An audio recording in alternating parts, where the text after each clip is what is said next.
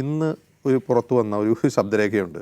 അത് Tushar Vellappally SNDP യൂണിയനുകളോടും SNDP ശാഖകളോടും കൊടുക്കുന്ന നിർദ്ദേശമാണ്. ഇന്ന് രാത്രി പന്തം കൊളുത്തി പ്രകടനം നടത്തണം.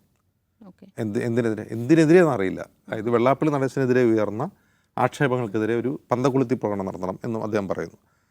അപ്പോൾ ഇതിൽ നിന്ന് തുഷാർ വെള്ളാപ്പള്ളി SNDP യോഗത്തിൻ്റെ നേതാവ് എന്നതുപോലെ തന്നെ BDJSൻ്റെ നേതാവാണ് അദ്ദേഹം.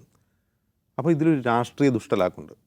ഈ രാഷ്ട്രീയ ദുഷ്ടലാക്കിലൂടെ ഈ പ്രസ്താവനകൾ നടത്തുക, ആദ്യം ഒരു വിദ്വേഷ പ്രസംഗം നടത്തുക, പിന്നെ അതിനെ വ്യാഖ്യാനിച്ച് വഴിതിരിച്ച് മുസ്ലിം ലീഗിനെതിരെയാക്കുക എന്ന് പറയുമ്പോൾ അതിൻ്റെ ഗുണഭോക്താവ് ആരാണ് എന്നതാണ് ക്വസ്റ്റ്യൻ. നമുക്കറിയാം, ഇനി ഏതാനും മാസങ്ങൾ കഴിയുമ്പോൾ പഞ്ചായത്ത് തെരഞ്ഞെടുപ്പ് വരാൻ പോവുകയാണ്. ഇത് 2025 ആണെങ്കിൽ 2025 പഞ്ചായത്ത് ഇലക്ഷനാണ്, 2026 നിയമസഭാ തെരഞ്ഞെടുപ്പാണ്. നമുക്ക് മറവിയില്ലെങ്കിൽ നമ്മൾ നോക്കേണ്ടത് 2020 എന്നൊരു വർഷമുണ്ട്, പഞ്ചായത്ത് തെരഞ്ഞെടുപ്പ് നടന്ന വർഷം. ഇതുപോലെ ഇപ്പോൾ നമ്മൾ കണ്ടു, ഇപ്പോൾ നമ്മൾ ഈ ജനുവരി തുടങ്ങിയപ്പോൾ ഏപ്രിൽ മാസമായി.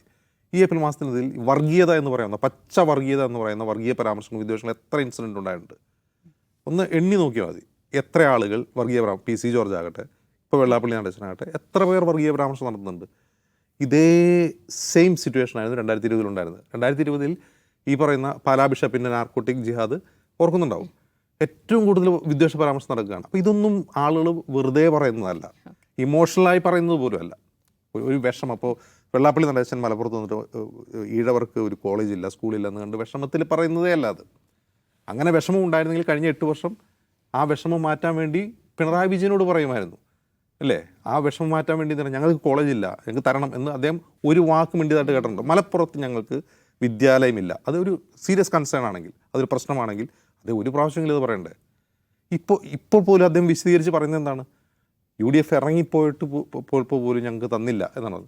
പക്ഷേ ഈ കഴിഞ്ഞ 8-9 വർഷത്തിനിടെ കാര്യം അദ്ദേഹം മിണ്ടുന്നില്ല. അപ്പോൾ ഇത് കൃത്യമായും രാഷ്ട്രീയ ലക്ഷ്യത്തോടെയുള്ളതാണ്. അതായത് ലീഗിനെതിരെ വിമർശനം എന്ന പേരിൽ വർഗീയ പരാമർശം നടത്തുക, മുസ്ലിം ലീഗിനെതിരെ എന്ന പേരിൽ ഒരു കമ്മ്യൂണിറ്റിക്കെതിരെ പരാമർശം നടത്തുക, അതുകൊണ്ടുണ്ടാക്കുന്ന ഒരു അനക്കമുണ്ട്. ഇനിയിപ്പോൾ കുറച്ച് ദിവസത്തേക്ക് എന്തായിരിക്കും ചർച്ച? എന്നാൽ ലീഗുകാർ അങ്ങനെ ചെയ്തല്ലോ, ലീഗുകാർ ഈ പറയുന്നത് മൊത്തം കൈയടക്കി വെച്ചിരിക്കുക. അതിൽ ആ വിമർശനത്തിൽ ചിലപ്പോൾ വസ്തുതയുണ്ടാവും. ഇപ്പോൾ ഉദാഹരണത്തിന് മലപ്പുറത്തെ എയ്ഡഡ് വിദ്യാഭ്യാസ സ്ഥാപനങ്ങൾ ആരാണ് നിയന്ത്രിക്കുന്നത്? ചിലപ്പോൾ ലീഗ് നേതാക്കളായിരിക്കും. അതുകൊണ്ട് മുസ്ലിം കമ്മ്യൂണിറ്റിക്ക് പ്രത്യേകിച്ച് പ്രയോജനമുണ്ടോ എന്ന് വെച്ചാൽ പ്രത്യേകിച്ച് പ്രയോജനമുണ്ടോ എന്നുള്ളത് വേറെ പരിശോധിക്കേണ്ട വിഷയമാണ്. അത്തരം കാര്യങ്ങൾ വേറെ പരിശോധിക്കണം. പക്ഷേ വെള്ളാപ്പള്ളിയുടെ ഈ ലക്ഷ്യം വരുന്ന പഞ്ചായത്ത് ഇലക്ഷനാണ്. അതിൻ്റെ ഗുണഭോക്താവ് ആരാണെന്ന് ചോദിച്ചാൽ, ആരാണോ ഇതിൽ മൗനം പാലിക്കുന്നത്, ആരൊക്കെ ഈ വിഷയത്തിൽ മൗനം പാലിക്കുന്നുണ്ടോ, ആരൊക്കെ ഇത് ഫ്യൂവൽ ചെയ്ത് ഇത് ആളിക്കെത്തിക്കാൻ ശ്രമിക്കുന്നുണ്ടോ നമ്മൾ സൂക്ഷ്മമായി നോക്കിയാൽ മതി. ഇത് കൃത്യമായ രാഷ്ട്രീയ ലക്ഷ്യം വെച്ചുള്ള വർഗീയ പ്രസ്താവനയാണ്. ഇനി PC ജോർജ് വിദ്വേഷ പ്രസംഗം നടത്തിയപ്പോൾ അദ്ദേഹത്തിനെതിരെ കേസെടുത്തത് എങ്ങനെയായിരുന്നു നമുക്കറിയാം. നിരന്തരം ആവശ്യപ്പെട്ട് അദ്ദേഹത്തിന് പിന്നെ ജാമ്യം ലഭിച്ച് പുറത്തിറങ്ങി വീണ്ടും അദ്ദേഹം അതേ പരാമർശം നടത്തുകയാണ്. ഇപ്പോൾ അതിൽ കേസെടുക്കുന്നുമില്ല. വെള്ളാപ്പള്ളി നടേശനെതിരെ ആരെങ്കിലും കേസെടുക്കുക, ആരെങ്കിലും പരാതി പോലും കൊടുക്കില്ല. അപ്പോൾ ഇതിങ്ങനെ തുടരും. അത് വെള്ളാപ്പള്ളി ആവട്ടെ, നാളെ PC ജോർജ് ആവട്ടെ, അല്ലെങ്കിൽ വേറെ എങ്കിലും ആവട്ടെ. ഈ പഞ്ചായത്ത് ഇലക്ഷൻ എനിക്ക് തോന്നുന്നു ഡിസംബറിലോ മറ്റോ നടക്കും, നവംബറിലോ ഡിസംബറിലോ ആയിരിക്കും. അതുവരെ ഈ വിഷപ്രചാരണം കേരളത്തിൽ ഈ വർഷം ഉണ്ടാവും, 2025 വർഷവും. ചിലപ്പോൾ 2026 അത് ഉണ്ടാവണമെന്നില്ല, 2027 പിന്നെ അടുത്ത പഞ്ചായത്ത് ഇലക്ഷനും അടുത്ത നിയമസഭ തെരഞ്ഞെടുപ്പും വരുന്നതിന് തൊട്ട് മുമ്പായിരിക്കും ഇത് ആരംഭിക്കുക. ഇതൊരു പാറ്റേണാണ്. ഈ പാറ്റേൺ മനുഷ്യർ തിരിച്ചറിയുക, യുക്തിപൂർവ്വം ചിന്തിക്കുക, അതിനെതിരെ സംസാരിച്ചുകൊണ്ടിരിക്കുക എന്നല്ലാണ്ട് വേറെ വഴിയില്ല. കാരണം പുതിയ കാലത്തെ രാഷ്ട്രീയം ഇന്ത്യൻ മുഖ്യധാരാ രാഷ്ട്രീയത്തിൻ്റെ വഴിയിൽ തന്നെയാണ് കേരളത്തിലൂടെയും പോകുന്നത്. കേരളം ഇങ്ങനെ വർഗീയ പ്രചാരണം കേരളത്തിൽ നടന്നുണ്ടോ എന്ന് ചോദിച്ചാൽ വർഗീയത കേരളത്തിൽ എല്ലാ കാലത്തും ഉണ്ടായിട്ടുണ്ട്. പക്ഷേ ഇതുപോലെ ഒരു ഫാക്റ്റുമില്ലാത്ത ഇത്തരം ആരോപണ പ്രത്യാരോപണങ്ങൾ അല്ലെങ്കിൽ വിദ്വേഷ പ്രചാരണം, ഇതൊരു പുതിയ രീതിയാണ് കേരളത്തിൽ കഴിഞ്ഞൊരു 10-15 വർഷമായിട്ട് തുടങ്ങിയതാണ്. അത് പക്ഷേ നമ്മുടെ നാടിനെ നശിപ്പിക്കുന്ന, കൊട്ടിച്ചോറാക്കുന്ന ഒന്നിലേക്കായി മാറും.